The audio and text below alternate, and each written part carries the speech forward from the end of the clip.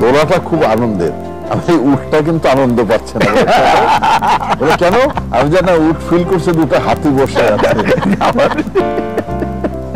আমরা এবার স্ক্রিনে আপনার কিছু গান দেখব এবং আপনার অভিনীত ছবির কিছু অংশ বিশেষ দেখব, যেটাতে আপনাদেরকে আমরা মানে পুরনো দিনে ফিরিয়ে নিয়ে যাব এবং আপনাকে বলতে হবে সেই গানটি কোনটি এবং আপনাকে বলতে হবে যে কোন সিনেমার অংশ। চলুন আমরা একটা পরীক্ষায় চলে যাই।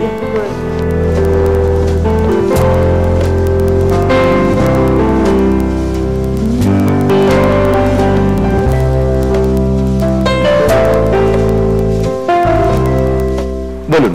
বাড়ির মানুষ করা নয়, তাবিজ করে। তাবিজ করেছে। আচ্ছা, এই গানটা আমরা শুনিনি।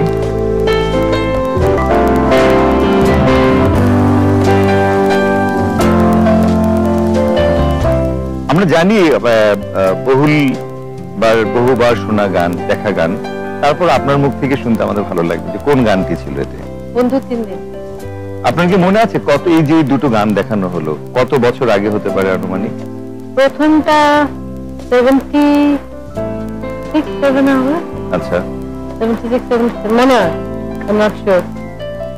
আর এই গানটা তো আরো পরে 80s, early 80s এ সম্ভবত, যে সময় রুনা লায়লা ফ্যাশন আইকন, রুনা লায়লার ছোট ছোট চুলের স্টাইল মানে অনেকেই করতে সাহস করতো না। মানে ভেবে চিন্তা করতাম না, বাট আমার একটা ওই ছিল যে আমি একটু ডিফারেন্ট হব সবার থেকে। খুবই ইন্টারেস্টিং, কিন্তু তার আগে নিয়ে নিচ্ছি ছোট্ট আরেকটি বিরতি। ফিরে এলাম ভালোবাসার স্বপ্নে ঘেরা এই অনুষ্ঠানে। আমরা শুনছিলাম আলমগীর রুনা লায়লা দম্পতির কথা। আমি মনে করি যে আমাকে স্যুট করছে বা ভালো লাগছে হয়তো, সেইটা আমি পড়ি। এই ব্যাপারে আপনি আলমগীর ভাইকে কখনো সাজেশন দেন?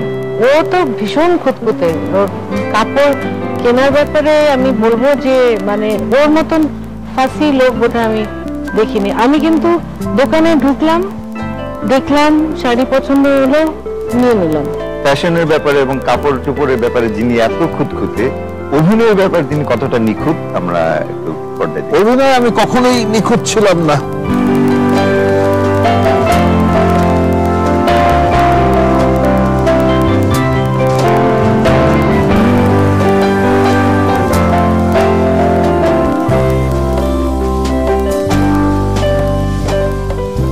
কোন গানটি ছিল এটা তো সহজ কিছু দিয়ে দিলে, এটা ইদানিং কালের ছবি, আগুনের দিন শেষ হবে একদিন। ফ্যান্টাস্টিক। আলমগীর ভাই, এই পর্যন্ত আপনি প্রচুর নায়িকাদের সঙ্গে কাজ করেছেন, যদি এর মধ্যে থেকে প্রিয় সহ অভিনেত্রী কারো কথা বলতে বলা হয়, কার কথা বলবেন? আমার শাবানার সাথে অভিনয়ের আন্ডারস্ট্যান্ডিংটা বেশি ছিল, ছবির সংখ্যা বেশি ছিল, 250-এর কাছাকাছি ছবি হবে হয়তো, এর মধ্যে 106খানা ছবি শাবানার সাথে। ববিতা কিন্তু বরাবরই আমার, she was a bit friendly with me. আর যেটা কবরে সেটা তো মানে চিরন্তন, মানে সবার সাথে উনি সমান, অদ্ভুত এক মহিলা। ফ্যান্টাস্টিক। রুনা আপাকে জিজ্ঞেস করব আমরা, প্রশ্নটা ছিল এরকম যে আলমগীর সাহেবের 3টে ভালো দিক এবং 3টে খারাপ দিক। আজকে আমরা খারাপ দিক নাই দেখি, 3টে ভালো গুণের কথা বলেন। খারাপটা বলি যে প্রচন্ড ঘুমোতে পারে, ওকে, সুযোগ দিলেই সে ঘুমিয়ে পড়ে আর মুহূর্তের মধ্যে নাই হয়ে যায়। আচ্ছা, ভালো ভালো গুণ ভালো হচ্ছে যে মনটা এত বড়, মানুষকে খাওয়াতে, গিফট দিতে খুব ভালোবাসে, মানে বাড়িতে কেউ এলে না খেয়ে যাবে না এরকম একটা ইয়ে, দিল দরিয়া। আমাদেরকে প্রায় আলমগীরের দাওয়াত করে খাওয়ান, আমরা করি না। থ্যাংক ইউ, স্বীকার করলে। এবার আলমগীর ভাইকে যদি জিজ্ঞেস করি রুনা আপার একটি ভালো দিক এবং খারাপ দিক বলবেন। ভালো দিকটা হলো যে প্রফেশনের ব্যাপারে এরকম মানে ডেডিকেশন আমি কারো মধ্যে দেখিনি, আনবিলিভেবল। মানে ইভেন যখন যেদিন তার একটি স্টেজ শো থাকে, সে বাড়িতে কারোর সাথে কথা বলে না, গুনগুন করছে, হাঁটছে, পায়চারি করছে, মানে এইরকম ডেডিকেশন আমি কারোর মধ্যে দেখিনি এখনো। আমরা থার্ড জেনারেশন আসছি, আপনার নাতিরা ভালো গান করেন আমি সম্ভবত যতদূর জানি। সো আখির বাচ্চারা এবং তানির বাচ্চারা যদি গান করতে চায় বা মিডিয়াতে আসতে চায়, সে ব্যাপারে আপনাদের কতটুকু আগ্রহ আছে? আমার তো প্রচুর আগ্রহ আছে অবশ্যই, ওই লন্ডনে কিছু একটা খুব ভালো আমার দুই নাতি জেন অ্যারন, ওরা তো লন্ডনে, ওদের জন্ম ওখানেই থাকে, ওখানে লেখাপড়া করছে। আমি অবশ্যই সাপোর্ট করব যদি ওরা গানটা বেছে নেয়, করতে চায়, why not? আখির দুই মেয়ে, বড়টা হলো স্নেহা আর ছোটটা আরিয়া। দুজনই খুব ভালো গান করে, কিন্তু খুব বেশি এটা করতে চায় না, কেন জানি না করতে চায় না, কিন্তু খুব ভালো পিয়ানো বাজায়। দুজনই খুব ভালো পিয়ানো বাজায়। আখির বাড়িতে পিয়ানো আছে, ওরা শিখছে পিয়ানোটা, ভালো বাজাচ্ছে। তবে ওরা যদি গান গাইতে চায়, আমার তো কোনো আপত্তি নেই, আখিরও থাকার কথা না। আর ভালোবাসাটা হয় কি, ভালোবাসাটা নিম্নমুখী।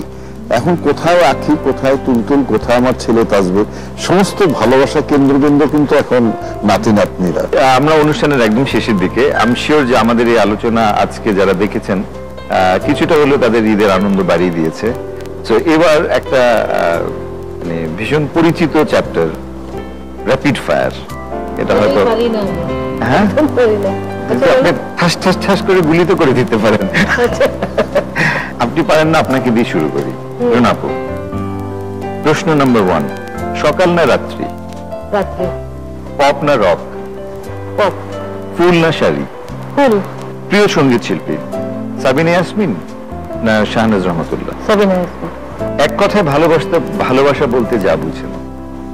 আলমগীর। ফ্যান্টাস্টিক। আলমগীর ভাই, সকাল না রাত্রি? সকাল।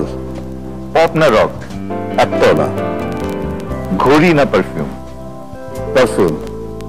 কবরী, শাবানা, ববিতা? তিনজনই। প্রিয় ডিরেক্টর একজন? আলমগীর কুমকুম। এক কথায় ভালোবাসা বলতে যা বুঝেন? ভালো ড্যাশ দিয়ে একটি বাসা, ওখানেই ভালোবাসা, কি হলো? ওটার মধ্যেই ভালোবাসা। যাই হোক, আমি জানি না আপনাদের কেমন লেগেছে, বাট আমার ভীষণ ভালো লেগেছে আপনাদের দুজনের সান্নিধ্য। আমার ভীষণ ভীষণ প্রিয় মানুষের, দুজন মানুষের সঙ্গে এই ঈদের সময়টুকু কাটালাম। এটা আমার কাছে একটা স্মৃতি হয়ে থাকবে। Thank you very much. এবার আমার ঈদিটা দিয়ে দেন। হ্যাঁ নিশ্চয়ই। ঈদের সালাম করে নিলাম। ঈদ মুবারক। ঈদ মুবারক। আসেন আমরা একটা গান গাইবো। বাড়ির মানুষ কায় আমায় তাবিজ করেছে, পাড়াপড়শি কয় জিনে ভূতে ধরেছে, কি করে বলি ওদেরকে আমায় ভালোবেসেছে, ভালোবেসেছে।